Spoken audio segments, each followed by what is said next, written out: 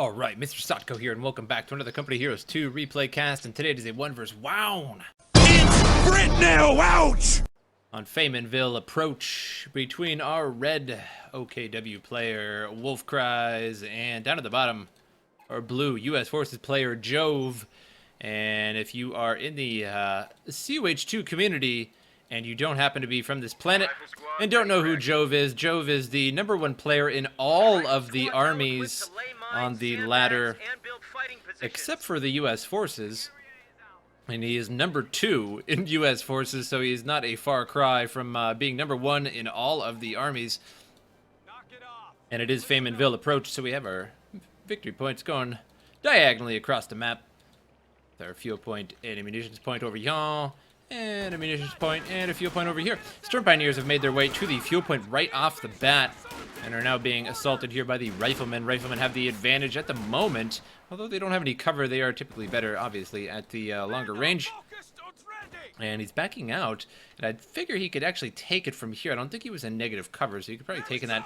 The way this map usually goes, we have a Cougar wagon coming over here, by the way. The way this map usually goes is that the center and the bottom side is the focus of attention, whereas the top side of the map sort of just falls back and forth. And sometimes people put bunkers up there to hold off their enemy, but usually it just sort of falls back and forth, and there isn't really a lot of consistent action at the top of the map, which is very strange indeed. Rear echelon troops going at it with the Kubu wagon here, and actually doing pretty good damage to this Kubu wagon, and it's going to have to bail for now. And now going to be taking that territory point there. And the rifleman forced away those Storm Pioneers from that fuel point, but he did take that for the OKW temporarily, putting some sandbags there to hold it off in the future. Jove going heavy cavalry company, and WolfCryz going scavenge doctrine.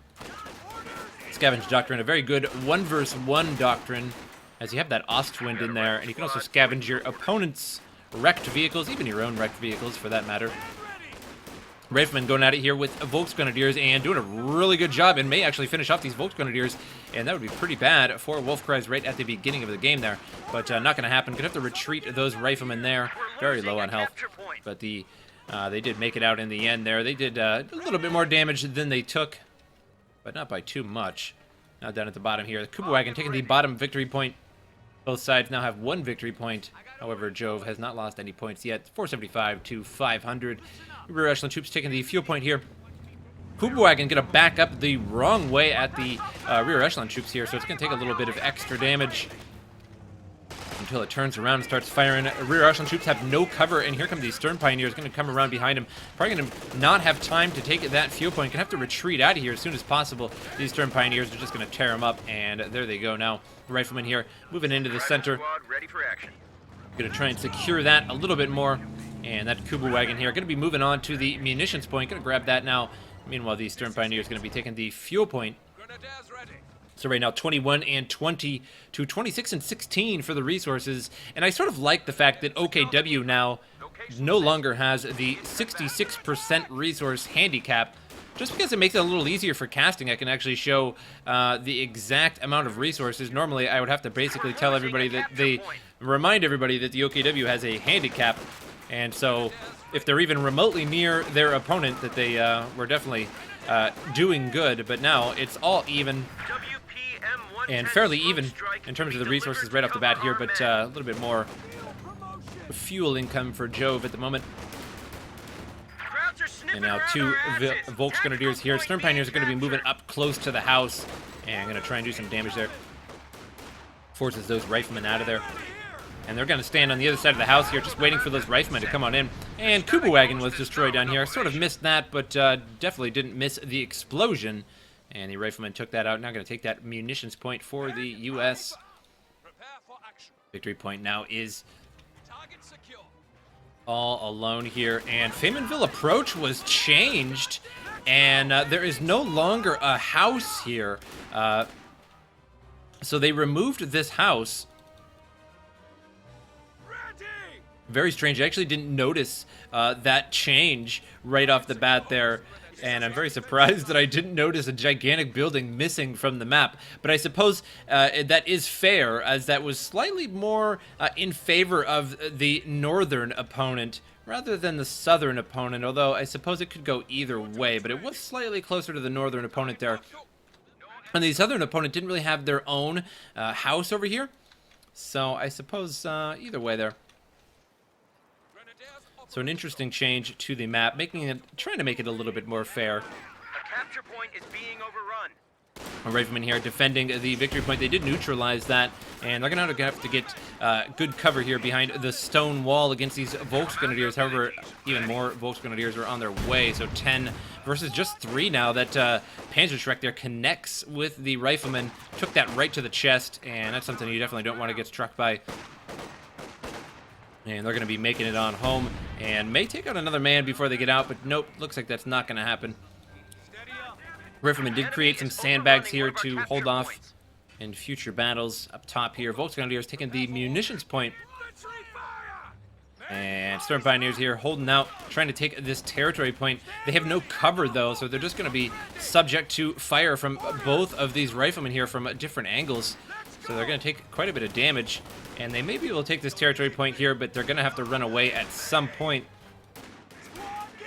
And Jove is definitely going to want to make him run away before he captures this. But now we have some Volksgrenadiers coming down from the top side of the map. And the riflemen shift position behind the cover a little bit there, but losing the battle as they're already a little bit low on health and a little bit of manpower there. Munitions point now being taken back by the OKW once again. And as you can see, most of the action just doesn't occur at the top of this map. It just never does. I've casted dozens of games on this map, and so the statistics that I've developed, nobody really fights on the top of the map. It just sort of goes back and forth without too much of a brawl, really. Some Jaeger light infantry here going at it with the riflemen. Riflemen going to back up a little bit from those Stern Pioneers. Going to get some cover behind the stone wall there. And Volksgrenadier is going to move forward and going to try and use some of these sandbags against him. And he kind of can a little bit there. But it's really like one man is behind the sandbags, so I don't suppose that really matters all that much. Here comes some infiltration grenades. And looks like one of them connected and took a man out. Riflemen, for a second there, were in negative cover, and they actually lost a man real quick because of that negative cover, taking a little bit too much damage. A couple riflemen now moving forward here, right at the Volksgrenadiers. Volksgrenadiers going to be a little bit in trouble now. Riflemen in trouble. Stern Pioneers got a little bit too close, let him get too close there. And now down at the bottom here, rear echelon troops holding out pretty well inside that house against those Volksgrenadiers. And the riflemen going to be pushing forward and going to focus fire down these Stern Pioneers and may take out the squad, and does. Finishes off that pesky squad of Stern Pioneers. But here's another Stern Pioneer squad, and now this rifleman squad here in big trouble. And so low on health. That was very, very close. We have an M5 Stuart now out on the map and moving across the way here. And got this out as soon as possible, and that's usually what you want to do as U.S. forces, depending on the situation, I suppose. But the M5 Stuart, just so good to get out really early. Takes out men pretty easy. You can see that one shot there took out one man. And the next shot there took a good chunk of health out of the Volksgrenadiers. So these M5 Stuart just so good. But you really need to micro it well. As you can see, these Panzerschrecks here would prove pretty deadly to that weak paper M5 Stuart. And rear echelon troops bail out of the house. They're going to take that munitions point here with just 2 men in that squad. And the M5 Stuart's going to push forward and fire away at these troops and try and pick off the numbers here. And there he goes, takes out another one, and M5 Stuart just so good. And up top here, riflemen have taken all of the right side of the map. Forces those Volksgrenadiers out of there. They did not have a Panzerschreck, couldn't really defend themselves against that M5 Stuart. But we have a Schreck coming now. It's going to take a shot there. Doesn't do too much damage, but can't really take too many more of those. And now these Volksgrenadiers are in a little bit of trouble. We have riflemen on this side and a M5 Stuart. And very, very low on health. Going to start losing men very quickly here. And there they go. They have to retreat on out of there. And we have another M5 Stuart on the map. Looks like it's going to be dualies. And that's going to be an interesting build. You usually don't see 2 of them and repairing that one up there, and now a second one out on the map. So that's a very interesting build here from Jove to see 2 of them. And the only reason I say that that's interesting is because they are 2 light tanks, and it would be very easy to counter those should you want to pull out a couple Rakettenwerfers or just put Panzerschrecks on all of your Volksgrenadiers, and you can really take care of the M5 Stuarts pretty easily. But if they're microed well, then you can actually do pretty good with them. So we'll have to see how this works out for him. 2 M5 Stuarts now coming, and this is definitely a very intimidating approach here. He simply doesn't have the anti-tank capabilities to deal with these M5 Stuarts, and forcing those Volksgrenadiers on out of there. And I don't think I mentioned at the start of the game, this is an observer match. I found this in a 1 vs 1 observer live game, and I decided to cast it because it looked pretty interesting here. And turning out to be pretty interesting. 2 M5 Stuarts. And rear Auschland troops not going to be trying to take the fuel point here. M5 Stuart pushing forward. Another M5 Stuart's going to back up here and try and deal with this Volksgrenadier squad. Volksgrenadier squad is in negative cover, so they're going to take quite a bit of damage here, losing 1 man there and losing the majority of this squad. Backing up to that battle group headquarters, but it's right near these M5 Stuarts.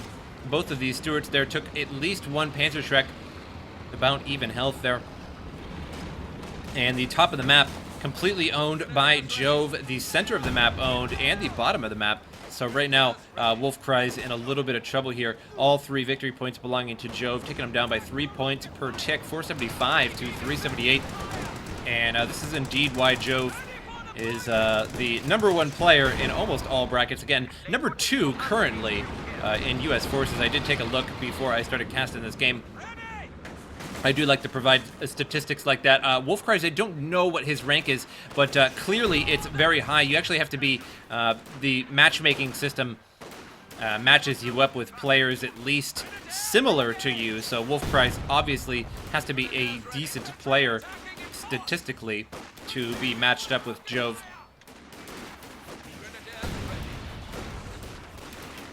And 2 rifleman squads here blasting away. 1 out of the house and 1 behind the fence. So you can see only 3 can fire out of those windows there. And you have another battle going on here. Stern Pioneers moving up, and the captain firing out of the house. Riflemen moving up to the edge here. We have a fighting position built right behind the victory point here in the center. So that's going to provide a lot of trouble there for the OKW. He's going to have to bring up a Rakettenwerfer or make some armor to deal with that, or at least flank around and hit it with Panzerschrecks, which is definitely going to be easier said than done, considering these M5 Stuarts are just patrolling, rolling, and, you know, that whole song, the way that goes, that deal. And now the Schwerer Panzer headquarters blasting away at the M5 Stuart. M5 Stuart not going to last long against it, and they actually did quite a bit of damage there with a few shots, but they're going to have to back out of there. They really can't handle the Schwerer Panzer headquarters for very long. Not very much penetration on the Panzer headquarters, but it penetrates once out of every couple shots or so, and we'll take down those M5 Stuarts pretty soon.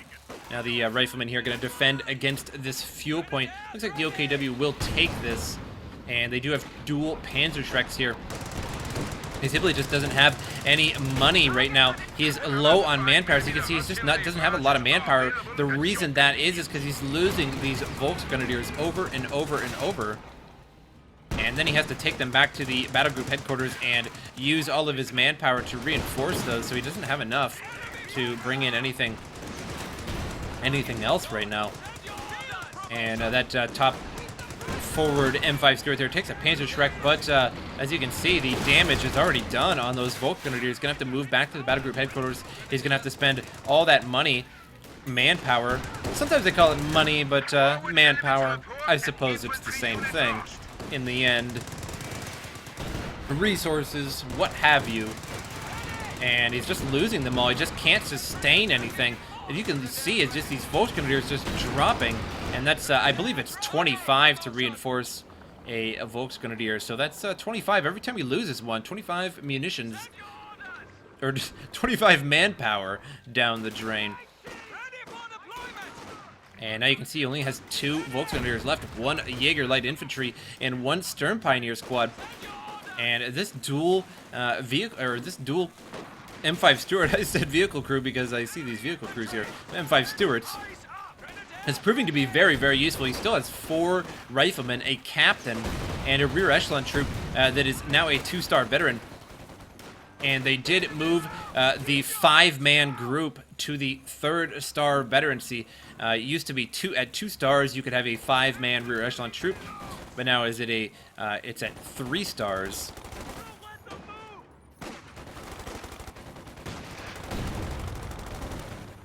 And Captain firing the SMG out of the window here. So doing pretty good damage against these Stern Pioneers, actually. And now they're going to have to bail out of there. Here come the M5 Stuarts again. And that fighting position can just barely shoot at these troops here, suppressing them. And these M5 Stuarts are just having an absolute field day against these WolfCryz. We have 13 kills on that one, 15 kills on the other one. Unbelievable M5 Stuart play here. Or perhaps just not countered very well. He just simply doesn't have the money to do it. He has a flak panzer out, but I'm not sure if that is the correct choice right now. It will help him deal with all of the riflemen that are out on the field, but there is a captain on the field that will double bazooka it, and these 2 M5 Stuarts, you really don't want to underestimate the M5 Stuart because of the ability, the shell shock ability is super good. And makes it quite formidable. It will stun your opponent. Sometimes it blinds. It does different things. But typically it will stun your opponent. And if that captain is nearby, it's going to get a couple extra bazooka shots. And also the gun of the M5 Stuart will penetrate it eventually, but the Flak Panzer IV is fairly well armored. So we'll see how this turns out. 475 to 238. Game's still going. And it won't last too much longer at this rate. We have 2 stars for Jove and just 1 for the OKW. Now taking that last one here. Now taking the victory point here in the center. But again, that fighting position proving to be very difficult to deal with. It's just suppressing the troops instantly as soon as they get in there. And now here's the Flak Panzer blasting away at the fighting position. He really wants to take out this fighting position. And it looks like he's aiming at the M5 Stuart there. And just a little bit of damage to it. But here comes the captain, and that shell shock ability has blinded that Flak Panzer there. You can see using that shell shock ability really disrupts your opponent. Not that time so much, as there really wasn't anything else there. We'll see if he uses that shell shock ability again on this, but there really isn't anything near it. We have the captain now firing out of the windows and connects with 1 shot there on that Flak Panzer. Takes a little bit of the health off. Now this M5 Stuart's going to back off, heal up, pop out that crew, and repair up, rather, I suppose, would be a more correct term. Captain here taking quite a bit of damage. That Flak Panzer blasting away into the house. And there goes another bazooka shot. Hits the frontal armor of the Ostwind and does a little bit of damage.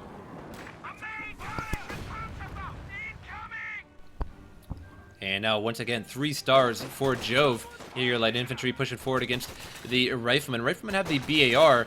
Isn't so good at long range here, but all of his riflemen have BARs. And now we have a Stern Pioneer going up top here, grabbing the munitions point, but he's making a 50 cal fighting position here. M5 Stuart may get the kill on the Stern Pioneer here. And another 50 cal position just all over the place. One here that will be lost soon. As you can see, he did flank eventually. Again, easier said than done, so it took him a while to do that, but the flanking of those Panzerschrecks finally took out that fighting position, so he may have a chance now at this center victory point. I'm going to hide behind these sandbags, probably not going to provide too much cover there. Oh, and a very excellent shot from that M5 Stuart. That was very unlucky. Now going to take that second Panzerschreck and run off with it, so we have a pretty deadly WolfCryz squad.